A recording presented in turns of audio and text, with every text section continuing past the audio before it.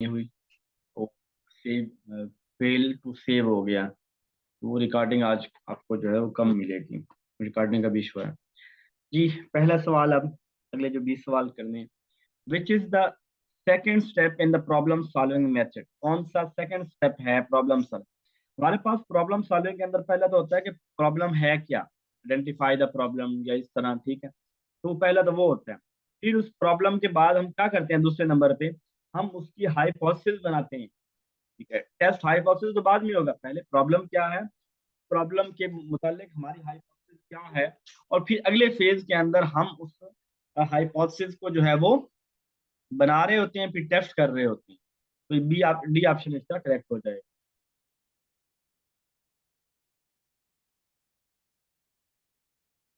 A phenomena in which something that was previously learned facilitate new learning tasks। ये एक ऐसा phenomena जिसके अंदर हमने कोई चीज पहले सीखी हुई थी, अब उसी के रिलेटेड चीज सीख रहे हैं और वो हमारी लर्निंग के अंदर हमारी मदद कर रही है। ये पॉजिटिव ट्रांसफर ऑफ लर्निंग बोलते हैं। क्या बोलते हैं? Positive transfer of learning. एक चीज हमने सीखी है और उसी से मिलती जुलती चीज हमने सीखी है, पहले सीखी हुई है, उसी से मिलती जुलती चीज जो है वो प्रीवियस लर्न की तरह ही हमारे कोई नई चीज हम सीख रहे हैं, वो हमारी लर्निंग को फैसिलिटेट कर रही है, तो वो जो आसानी पैदा कर रही है उसे हम पॉजिटिव ट्रांसफर ऑफ लर्निंग बोलेंगे। when it is a skewed distribution the most suitable representative of distribution will be। हमने वो जो पढ़ा था, स्टैट पढ़ी थी, स्टैट के अंदर डिस्क्रिप्टिव स्टैटिस्टिक पढ़ी थी, डिस्क्रिप्टिव स्टैटिस्टिक के अंदर हमने पढ़ा था वेरिएंस पढ़ा था, वेरिएंस के अंदर हमने स्क्यूनेस की बात की थी और कर्टाइल की बात की थी। स्क्यूनेस के अंदर हमने कहा था कि जब हमारे पास यानी एक हम पॉजिटिव स्क्यूनेस भी थी और नेगेटिव स्क्यूनेस भी थी, अगर वो टेल एक साइड पे चली जाए या लेफ्ट या राइट पे तो फिर पॉजिटिव नेगेटिव स्क्यूनेस होता था। अगर टेल दरमियान में आ जाए, अगर टेल दरमियान में आ जाए हमारे पास, मैं जरा आपको यहाँ बना के दिखाता हूँ। ये देखें, ऐसे मेरे पास है, हो सकता है कि मेरे पास डाटे की डिस्ट्रीब्यूशन कुछ ये इस तरह से हो जाए, हो सकता है मेरे पास डाटे की डिस्ट्रीब्यूशन कुछ इस तरह से हो जाए, हो सकता है डाटे की डिस्ट्रीब्यूशन मेरे पास इस तरह नॉर्मल कर्व की तरह हो जाए। तो जब डिस्ट्रीब्यूशन दरमियान के अंदर होगी तो ये वाली जो हमारी ये सूटेबल स्क्यूनेस होगी, एक सूटेबल डिस्ट्रीब्यूशन होगी। यानी नॉर्मल कर्व हमेशा हमारे लिए एक अट्रैक्टिव, एक जबरदस्त होती है चीज, ठीक है, इस तरह करके। तो ये वाला इक्वल डिस्ट्रीब्यूशन दोनों तरफ हो तो इसका आंसर हो जाएगा मीडियन हो जाएगा। क्या हो जाएगा? मीडियन हो जाएगा इसका आंसर। कुछ कुछ समझ आई है?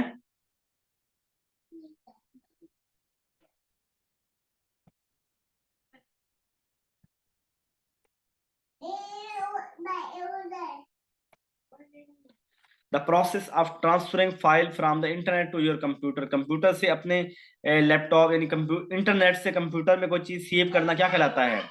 इंटरनेट से डाउनलोडिंग। और कंप्यूटर से इंटरनेट के ऊपर चीज सेव करना तो क्या कहलाता है? कंप्यूटर से अपलोडिंग हो जाएगा, ठीक है। किसी को भेजना फॉरवर्डिंग हो जाएगा, कोई चीज इंस्टॉल करना वो सॉफ्टवेयर इंस्टॉलिंग हो जाएगा। For how many years TA bill record have to be kept in safe custody.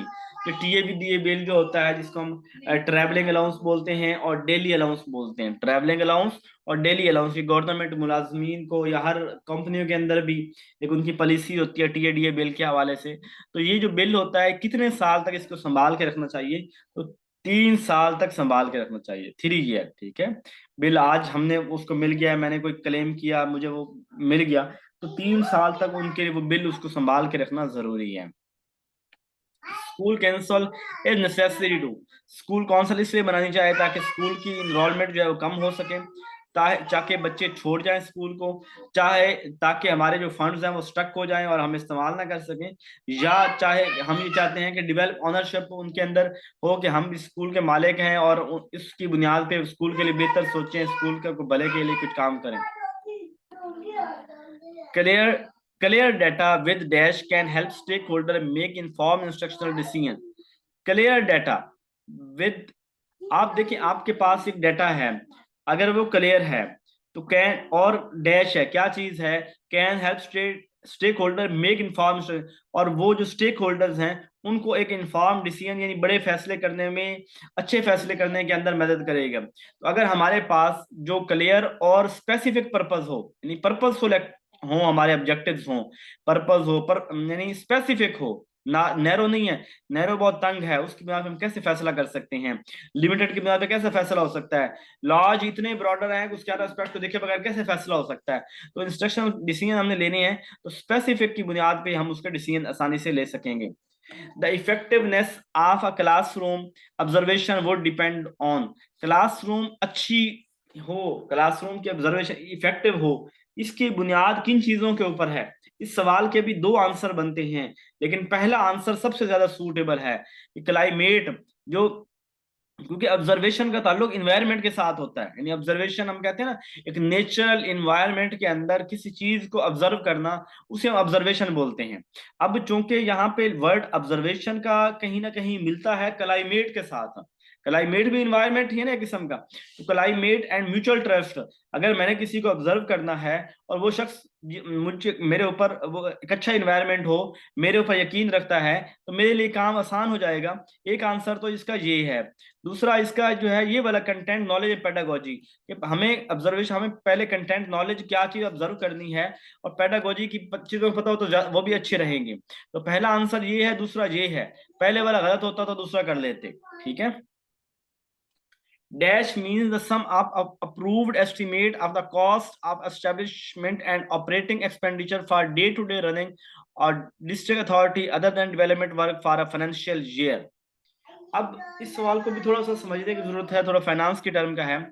Dash means क्या मीन है इससे, the sum of approved estimate of the cost of, जो हमारे पास जो है वो अप्रूव एस्टिमेट है हमारा कि इतनी कास्ट की जरूरत पड़ेगी, cost of establishment and operating, किसी चीज को बनाने, उसको ऑपरेट करने के लिए, उसको डे टू डे चलाने के लिए हमारी इतनी लागत होगी, other than development work for financial, development work के अलावा।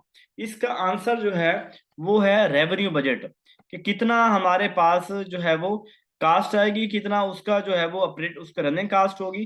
तो ये रेवेन्यू बजट के कितना उस, फिर उसके बुनियाद पे हमें कितना रेवेन्यू मिल रहा होगा, कितनी कितनी बनाने की कास्ट है, कितनी ऑपरेटिंग कास्ट है जो डे टू डे है, और उस सब की बुनियाद पे हमें कितना जो है वो उसका बजट हमारा टोटल बदल रहा है, जो हमें इन दोनों को मिला के मिल रहा है, हमें वो रेवेन्यू बजट में आ जाएगा।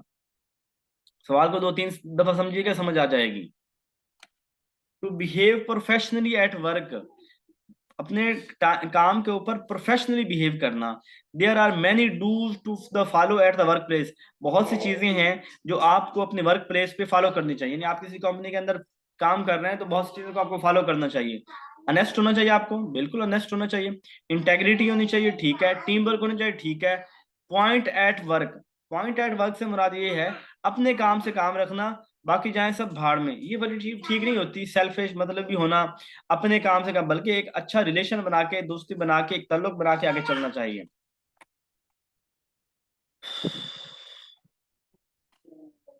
Which of the following does not exist in the slide layout, ये जो हम स्लाइडें वगैरह हमारी होती हैं पावर पॉइंट में, जैसे मेरी अब स्लाइड मेरे सामने है, तो क्या चीज इसमें हो सकती है, चार्ट भी मैं ड्रा कर सकता हूँ, टाइटल भी दे सकता हूँ, लिस्ट भी इसके अंदर शामिल कर सकता हूँ, क्या एनिमेशन है, एनिमेशन होती है वो मूविंग ऑब्जेक्ट्स, ठीक है, वो एनिमेशन इसके अंदर नहीं होती, वो मूविंग ये वीडियो की तरह नहीं है, बाकी चीजें इसके अंदर आ जाती हैं।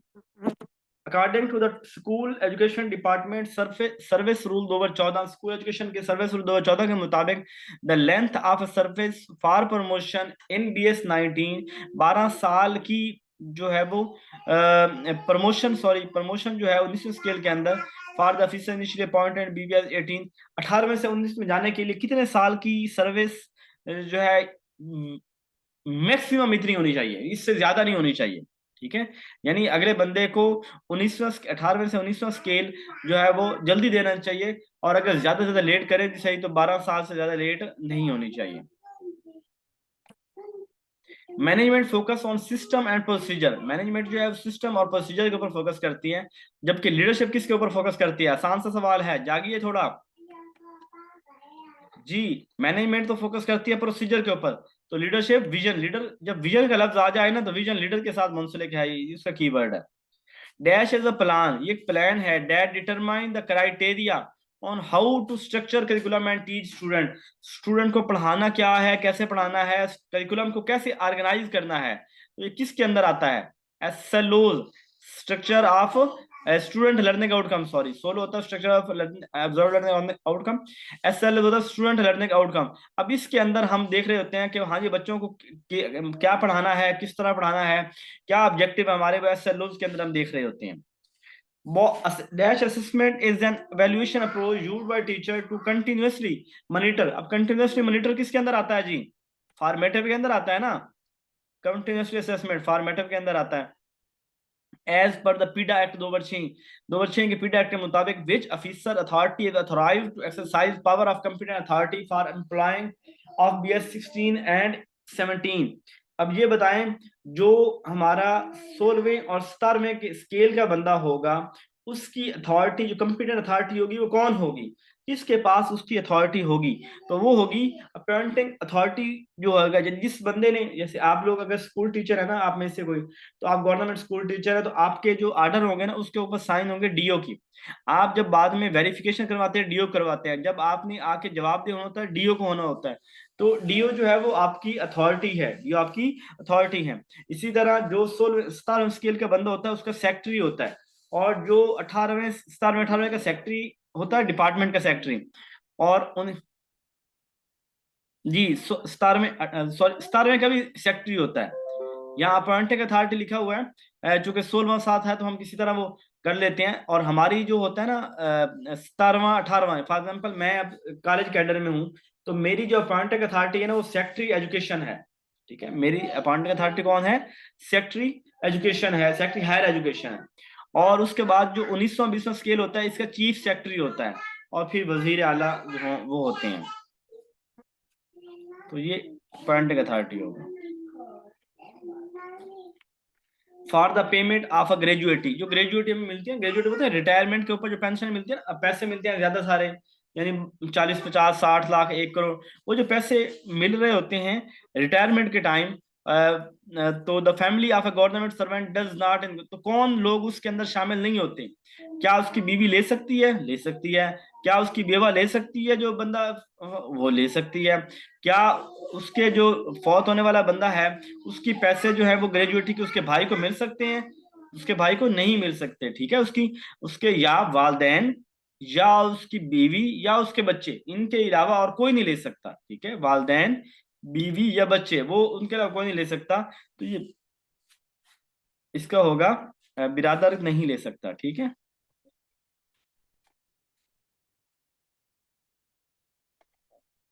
while considering the promotion cases of non selection post, जो नॉन सिलेक्शन पोस्ट होती हैं, अब ये थोड़ा सा मुझे ना ये वर्ड डाउट कर रहा है, नॉन सिलेक्शन पोस्ट से क्या मुराद है, व्हाट डज इट मीन? ठीक है, the assessment of an official is based on the PER of, जो पीईआर होता है ना, परफॉर्मेंस एवेल्यूशन रिपोर्ट होती है। इसके दो जवाब हैं इसके। एक तो ये होता है कि जब हमारी प्रमोशन होती है ना, उस वक्त हमारी सर्विस बुकें सारी मंगवाई जाती हैं, और वो हमारी क्या बोलते हैं, दिसंबर में नहीं हम देते एसीआर या पीईआर, ये हमारी सारी इकट्ठी की जाती हैं पिछली सर्विस की। ठीक है, फॉर एग्जाम्पल मैं 10 साल मेरी सर्विस हो गई, 10 साल की एसीआर है वो देखेगा बंदा सेक्रेटरी, और फिर उसके बाद जो है वो करेगा। लेकिन आखिरी 4 5 जो होती है ना एसीआर है वो बहुत इंपॉर्टेंट होती है। आखिरी 4 5 सालों की एसीआर बहुत इंपॉर्टेंट होती है। यानी मिसाल के तौर पे मैं सिलेक्ट हूँ 2022 में, 2032 के अंदर मुझे 18वां स्केल मिलना है। उस वक्त जब 18वां स्केल मिलने की मेरे से फाइल मांगी जाएगी, तो मैंने अपनी सारी एसीआरें जो 2018 से लेके 22 से लेके मैंने जमा करवानी है। अब वो एसीआरें जो मेरी होंगी उसके अंदर आखिरी 5 सालों की एसीआर जो है ना, ये अगर मेरी गलत होगी ना तो मेरी प्रमोशन रुक सकती है। तो 5 साल जो है ना वो ज्यादा जरूरी हैं, बाकी इंटायर सर्विस की भी मांग रहे होते हैं।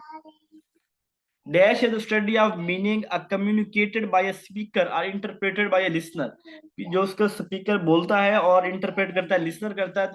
तो तो ये होता है सिम्योटिक फंक्शन, होता है कि अल्फाज लैंग्वेज जबान को समझना और उसको जो है बोलना, ये वाला सिम्योटिक फंक्शन होता है कि उस बात को समझना। आखिरी सवाल, कौन सी दुनिया की सबसे बड़ी लाइब्रेरी है? तो कौन सी लाइब्रेरी? लाइब्रेरी ऑफ कांग्रेस, ये सबसे दुनिया की सबसे बड़ी लाइब्रेरी है, वाशिंगटन डीसी के अंदर है। और एक एक 160 मिलियन, 1 करोड़ 60 लाख किताबें इसके अंदर जो है वो मौजूद हैं। इसी तरह जो है ना वो इसके बाद मेमोरी है, ये है यूके लाइब्रेरी, ठीक है, ये ब्रिटिश यूके लाइब्रेरी। इसके अंदर भी कोई 1 करोड़ 70 लाख के करीब, 160 है, 1 करोड़ 70 80 लाख के करीब किताबें हैं। लेकिन ज्यादा इसको बड़ा माना जाता है यूएसए की, बस किताबें उसके अंदर ज्यादा है, ठीक है। ओके जी, बात की समझ आ गई? कुछ रिकॉर्डिंग आज की होगी, कुछ नहीं होगी, बाकी इंशाल्लाह सवाल शेयर कर दीजिएगा, मैं कल कर दूंगा रात, अब तो नहीं, कल ही टाइप करूंगा। ओके, अपना ख्याल रखिएगा।